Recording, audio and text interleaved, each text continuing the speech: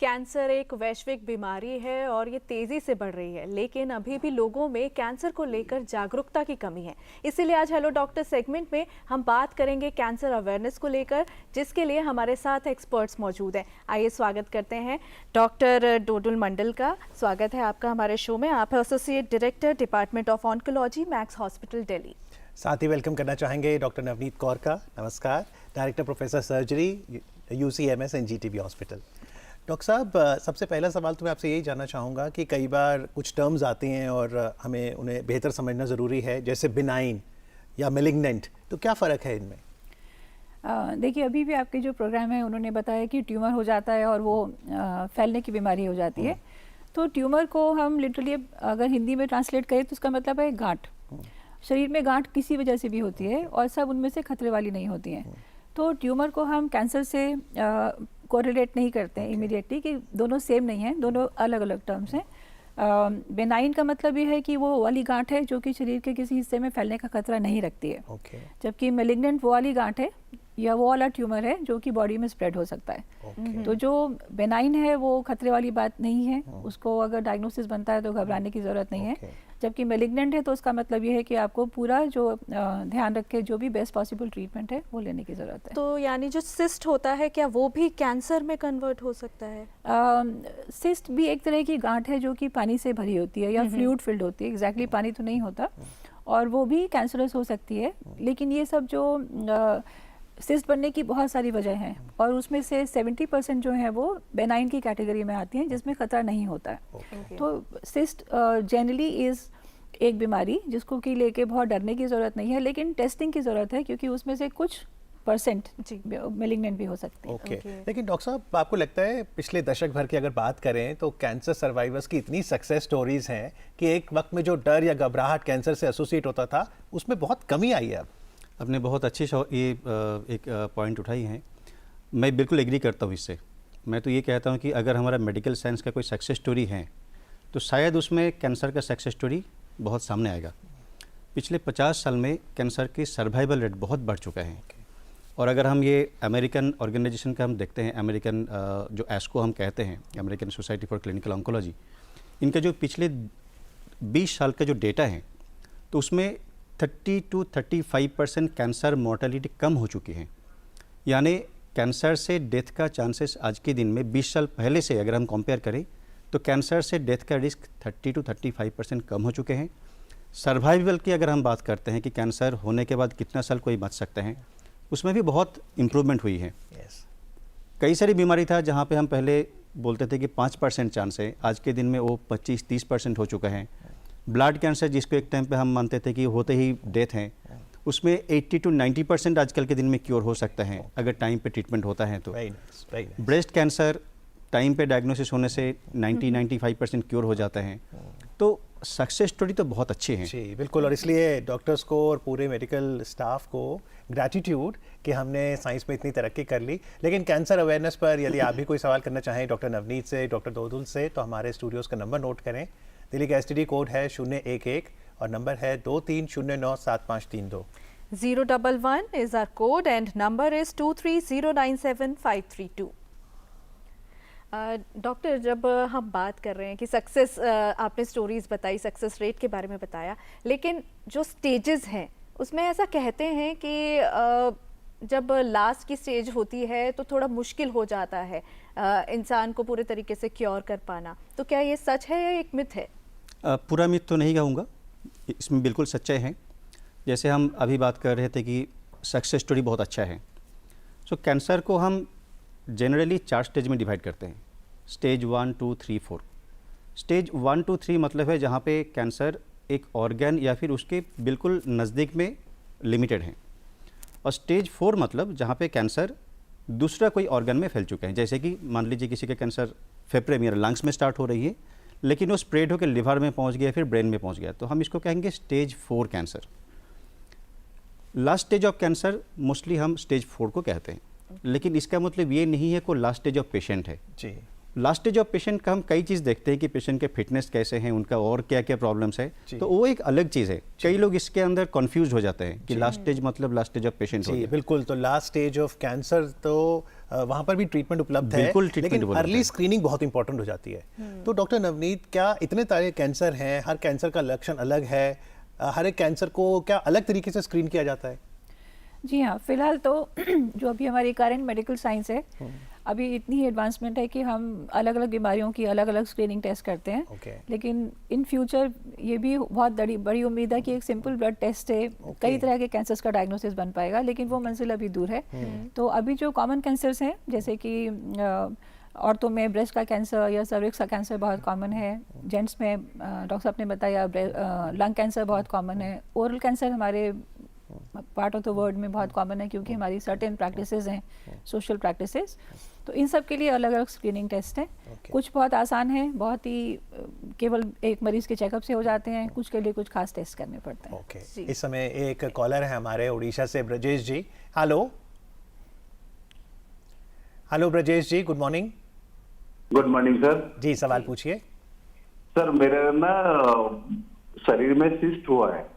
Okay, वो मैं 10 और 15 साल करीब मुझे हो गया है ये सिस्ट मेरे शरीर में, जब मैं पढ़ाई कर रहा था। अभी तो दिल्ली एनसीआर में रहता हूँ, बट सर कई बार मैं इसको पता चला कि ये लाइपोमा कोई बोलते हैं, और ये कांड जो है ना धीरे धीरे शरीर में बहुत जगह हो रहे हैं, और मेरे हाथ में खास करके थोड़े बड़े साइज में हो गया है।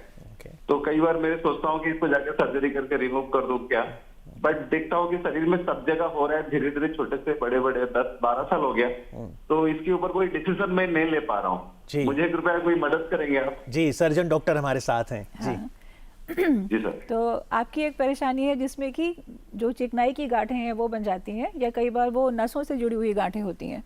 आमतौर पे इन गांठों को हम लोग नहीं छेड़ते जब तक कि वो किसी ऐसी जगह पर ना हो जहाँ पर कि बहुत परेशानी पैदा कर रही हो, देखने में बुरा लग रहा हो, या उसकी प्रेशर की वजह से दर्द हो रहा हो, या कोई फंक्शन में डिस्टर्बेंस आ रही हो। तो जब ऐसी सिचुएशन होती है कि कोई पर्टिकुलर सिम्टोमेटिक गांठ बन जाती है तो उसका ऑपरेशन किया जा सकता है, लेकिन कोई भी जांच किए बगैर ये कहना कि ये इलाज है पॉसिबल नहीं है। तो आप एक बार डॉक्टर के पास जाएं, उसमें वो एक सिंपल सुई डाल के उसका पानी लेके वो टेस्ट करके बता देते हैं। अगर इन्होंने लाइपोमा का नाम लिया तो वो एक तरह की केवल चिकनाई की गांठ है। बायोप्सी की तब जरूरत पड़ेगी जबकि अगर उसमें कुछ खतरे वाली बात आएगी। नहीं तो एक फाइन नीडल जिसको हम FNAC बोलते हैं, उसी से उसका टेस्ट हो जाता है, और उसमें इनको बता पाएंगे कि ये जो वाली गांठें हैं वो बेनाइन है, और केवल तब ये इनकी ज़रूरत है ऑपरेशन की। जैसे उन्होंने शायद कहा कि हाथ में और इनको उसमें दिक्कत होती है, तो वो उसको ऑपरेशन से निकाल सकते हैं। जी डॉक्टर मंडल, ये बात तो ठीक है कि स्क्रीनिंग अर्ली हो जाए तो आपका अच्छे से इलाज हो सकता है, लेकिन हमें पता कैसे चलेगा कि हमें स्क्रीनिंग करानी चाहिए? वो कौन सी बदलाव हमें बॉडी में नज़र आएंगे ताकि हम डॉक्टर को अप्रोच करें? तो स्क्रीनिंग का जो मतलब है वो है कुछ भी महसूस होने से पहले टेस्टिंग, उसका कुछ गाइडलाइंस है, और हर एक कैंसर में अभी भी स्क्रीनिंग की रिकमेंडेशन नहीं आई है। कॉमन कैंसर जहाँ पे हम स्क्रीनिंग करते हैं उसमें सबसे कॉमन है ब्रेस्ट कैंसर। हमारा कंट्री में अभी भी रिकमेंडेशन उतना स्ट्रॉन्ग नहीं है, बट यूजुअली हम 40 इयर्स के ऊपर रिकमेंड करते हैं, जिसमें हर साल एक मैमोग्राफी नाम पे टेस्ट होती है जो कि सॉफ्ट एक्सरे होते हैं। कई बार उसके साथ हम एक्सरे के साथ अल्ट्रासाउंड ऐड करते हैं। सेकेंड कैंसर जो हम स्क्रीन यूजुअली रिकमेंड करते हैं वो है सर्विक्स कैंसर। ये एक कैंसर है जो कि बहुत ही हाई क्योर रेट होती है, जो टाइम पे डायग्नोसिस होने से क्योर हो सकता है। इसके लिए साइटोलॉजी होती है, और कभी कभी हम इसको आज के दिन में HPV DNA टेस्टिंग भी करते हैं। इसके अलावा जो कॉमन कैंसर्स हम स्क्रीन की बात करते हैं तो उसमें ऑफ कोर्स आ जाते हैं कोलोरेक्टल कैंसर, प्रोस्टेट कैंसर, और आज के दिन में हो सकते हैं कि सोशल मीडिया के हिसाब से आपने देखा होगा लंग कैंसर में लो डोज CT स्कैन की रोल। तो ये 4-5 कॉमन कैंसर है जहाँ पे हम स्क्रीनिंग रिकमेंड करते हैं। स्क्रीनिंग का मतलब ही ये है कि कोई सिम्टम्स नहीं है, उसी टाइम पे आप टेस्ट करके डायग्नोस कर रहे हैं। जी बिल्कुल, क्योंकि इमेजिंग हमेशा यूज़ की जाती है डॉक्टर नवनीत स्क्रीनिंग के लिए। अब इमेजिंग में एक्सरे भी है, कई बार कहते हैं जी CT स्कैन, MRI, मेमोग्राफी, तो फिर कैसे चयन करें कि इनमें से कौन सा ज़रूरी है? तो आई थिंक इसमें आपको मैं 2 चीज़ों के बारे में क्लियर करना चाहूँगी। सबसे पहले तो ब्रेस्ट कैंसर की जैसे बात करें, वो औरतों में सबसे कॉमन कैंसर है और बहुत तेज़ी से बढ़ रहा है, और बहुत यंग पेशेंट्स में भी अब ये बीमारी बन रही है जो कि पहले नहीं हुआ करती थी। तो उसमें सबसे ज़रूरी है अवेयरनेस कि हम मरीज़ को पहले बताया करते थे कि आप सेल्फ एग्जामिनेशन करो। आपको किसी एक्सरे से पहले भी खुद से अपने हाथ से अपने ब्रेस्ट को एग्जामिन करने का उसका एक ख़ास तरीका है, जिसके कि स्टेप्स जब भी कोई किसी सेंटर को विज़िट करता है या बहुत सारे प्लेटफॉर्म्स पे वो इन्फॉर्मेशन मिल जाती है। तो सिस्टमेटिकली अपने आप को कैसे चेक करना है ये लेडीज़ को पता होना चाहिए। अब उसको हम, क्योंकि वो उसकी वजह से लोगों को शायद ज़्यादा टेंशन हुआ करती थी, तो उसको अब हम कहते हैं ब्रेस्ट अवेयरनेस। तो आपकी नॉर्मल ब्रेस्ट कैसे छूने में और कैसे देखने में महसूस होती है ये आपको पता होना चाहिए। उसके अलावा आप महीने में अपने को एक बार चेक करते रहो, और अगर कोई भी ऐसी चीज़ जो नई है या तकलीफ दे रही है तो उसके लिए आप ज़रूर ओपिनियन के लिए जाओ। मैमोग्राफी एक टूल है जो कि बहुत वेस्टर्न कंट्रीज़ में as a national policy program में वो यूज़ होता है, लेकिन क्योंकि हमारे यहाँ पे साधन की कमी है, बहुत बड़ी पॉपुलेशन है, तो हमारे पास में उसको जस्टिफाई करने के लिए रिसोर्सेज नहीं है। तो मैमोग्राफी हम तब करते हैं जबकि कोई हमें लगता है कि उस मरीज़ का कोई हाई रिस्क है। सो कई पेशेंट्स के साथ में या कई लोगों के साथ में रिस्क फैक्टर्स होते हैं जो कि बहुत स्ट्रांगली एसोसिएटेड है, उनको हम मैमोग्राफिक स्क्रीनिंग के लिए बताते हैं। और जो बहुत यंग होते हैं जिनमें कि मैमोग्राफी नहीं हो सकती, उनको हम MRI के लिए बताते हैं। तो एक पर्टिकुलर बीमारी की स्क्रीनिंग के लिए एक सिंपल एग्जामिनेशन से लेके एक टेस्ट, और पहले किसी भी टेस्ट को, टुकड़े को या सुई को डालने से पहले हमेशा इमेजिंग करते हैं। जी, एक कॉलर हमारे साथ भोपाल से जुड़ गए हैं। Hello hello doctor Pradeep. Hello जी, नमस्कार, अपना सवाल पूछिए। मैं भोपाल से डॉक्टर प्रदीप साहू बोल रहा हूँ। Good morning everyone. Good good morning. Morning. Good morning. मैं आपकी डॉक्टर्स की टीम से कि जो अलग अलग टाइप के कैंसर्स होते हैं उनके इनिशियल वार्निंग सिम्टम्स में क्या फर्क होता है और ये सिम्टम्स कितने दिन पहले दिखाई देते हैं, एक तो मेरा ये। दूसरा ये है वो कौन से कैंसर होते हैं या वो कैंसर की कौन सी स्टेज होती है जिसमें सिंगल स्टेप थेरेपी से ट्रीटमेंट हो जाता है या हो सकता है, और वो कौन से कैंसर है जिसमें कि मल्टी स्टेप थेरेपी से ट्रीटमेंट होता है। जी, थैंक यू। प्लीज, है ना। एक बार मैं सवाल और सुनना चाहूँगा, जो पहले वाला सबसे पहला सवाल नॉइज आ रहा था। जी जी, वो पूछ रहे थे कि वार्निंग साइन, पहले वार्निंग साइन क्या होते हैं अलग अलग कैंसर्स में? तो वो डिपेंड करते हैं कि किस ऑर्गन का कैंसर है। अगर मैं ब्रेन ट्यूमर की बात करूँ तो उसमें नॉर्मली हेडेक, कभी कभी उसमें सीजर्स या फिट्स जिसको हम कहते हैं, या फिर वीकनेस, जैसे किसी को स्ट्रोक में भी हो सकता है। तो ऐसे वाली सिम्टम्स ब्रेन ट्यूमर में हो सकता है। अगर हम हेड नेक कैंसर की बात करते हैं, जैसे कि ओरल कैंसर हमारा देश में सबसे कॉमन है, तो वहाँ पे जिसको हम छाला कहते हैं, जीभ में नॉन हीलिंग अल्सर, सो हम इसको कहते हैं नॉन हीलिंग अल्सर, यानी एक छाला जो ठीक नहीं हो रहे हैं। या फिर नेक में कोई गांठ है जिसको हम लिम्फ नोड कहते हैं, तो गांठ हो सकता है, छाला हो सकता है, नॉन हीलिंग अल्सर हो सकता है। ब्लीडिंग जैसे कि रेक्टम से होती है रेक्टल कैंसर में या कोलोन कैंसर में, तो ब्लीडिंग, प्रेजेंस ऑफ स्वेलिंग और lump. Non healing ulcer, lung cancer में जो होता है कि 3 से 4 हफ्ते से ज़्यादा खांसी हो रही है, जिसके साथ कभी कभी ब्लीडिंग भी हो सकता है। एक स्किन कैंसर होता है जिसको हम कहते हैं कि मर्जोलिन अल्सर, जो कभी बर्न हुआ था उस जगह में कभी अल्सर हो गया और वो अल्सर हील नहीं हो रहा है। तो ये है 4-5 कॉमन सिम्टम्स जिससे हम सोच सकते हैं कि किसी को कैंसर हो सकता है। जी, okay fine. Doctor, cervix cancer की अगर हम बात करें, ऐसा कहा जाता है कि ये फर्टिलिटी पर अफेक्ट करता है, इसका क्योर हो जाता है तब भी। क्या ये फर्टिलिटी को अफेक्ट करेगा, और क्या कोई ऐसी प्रिवेंटिव कोई इसके लिए इंजेक्शंस वगैरह, कुछ वैक्सीन्स अवेलेबल हैं? आई थिंक पहली बात तो बात करते हैं स्क्रीनिंग की और प्रिवेंशन की इस बीमारी के बारे में, क्योंकि ट्रीटमेंट बहुत मल्टी मोडालिटी होता है, और उसको क्या स्टेज में डायग्नोसिस हुआ और किस तरह का ट्रीटमेंट मिला, फर्टिलिटी उससे डिटरमिन होता है। तो सर्वाइकल कैंसर की स्क्रीनिंग का बहुत सिंपल सा तरीका है कि उसमें वो केवल एक विजुअल इंस्पेक्शन से, पर उसके लिए आपको किसी डॉक्टर को, किसी गायनेकोलॉजिस्ट को चेक करवाना पड़ेगा, और वो उनके पास में ख़ास तरह का इक्विपमेंट होता है जिससे कि वो देख के भी बता सकते हैं कि इसमें बीमारी होने का खतरा है कि नहीं है। और उसके अलावा अगर ज़रूरत पड़ती है तो उसमें से वो एक टेस्ट ले लेते हैं। ये जो कैंसर है हमारे देश में सबसे पहले सबसे ज़्यादा हुआ करता था। इससे पहले ब्रेस्ट कैंसर के नंबर 1 कैंसर बनने से पहले सर्वाइकल कैंसर बहुत कॉमन था, क्योंकि लोगों में अवेयरनेस कम थी, पर्सनल हाइजीन, सेक्सुअल हाइजीन के बारे में उतना लोग नहीं जानते थे। और फिर इसके बारे में क्या वजह है ये आइडेंटिफाई हुई कि एक वायरस है जिसको कि अगर हम एक वैक्सीन से कंट्रोल कर लेते हैं तो इसका रेट बहुत कम हो जाता है। तो उसके लिए वैक्सीन अवेलेबल है जो कि लड़कियों को आमतौर पे 9 से 11 साल की उम्र में या 12 साल की उम्र में मिलना होता है। इस 2 डोज वैक्सीन, और अभी रिसेंटली जो हमारे अपने देश में इस वैक्सीन का प्रोडक्शन चालू हुआ और इसकी कॉस्ट कम हुई। अभी नेशनल प्रोग्राम में इसको कवर नहीं किया गया है, लेकिन ये वॉलंटरी है और लोग ले सकते हैं। तो कहाँ से ये वैक्सीन लगवा सकते हैं? किसी भी हॉस्पिटल में, किसी भी हॉस्पिटल में, it can be a community health centre, private facility या मेडिकल कॉलेज। तो ये दवाई अवेलेबल है, लेकिन 2 इंजेक्शंस जो उसका स्टिपुलेटेड टाइम पीरियड है उसमें लेना होता है। जी बिल्कुल। तो एक तो कैंसर हुआ हमारा सर्विकल कैंसर महिलाओं में जिसकी वैक्सीन उपलब्ध है, जैसे आपने कहा 8 से 12 साल की उम्र में। और कौन से कैंसर हैं जो वैक्सीन से प्रिवेंट हो सकते हैं? एक और कैंसर जिसको हम वैक्सीन से प्रिवेंट कर सकते हो है लीवर की कैंसर, जो हेपेटाइटिस बी वायरस से हो सकता है। हेपेटाइटिस, क्रॉनिक हेपेटाइटिस, उसका एक रीज़न है हेपेटाइटिस बी इन्फेक्शन, जो कि डिफरेंट रीज़न से हो सकता है। और बहुत साल क्रॉनिक हेपेटाइटिस बी रहने के बाद उससे कुछ पेशेंट में ये कैंसर में कन्वर्ट हो सकता है। तो अगर हम हेपेटाइटिस बी को प्रिवेंट कर सकते हैं तो ऑफकोर्स हेपेटाइटिस बी रिलेटेड जो कैंसर है वो प्रिवेंट हो सकता है।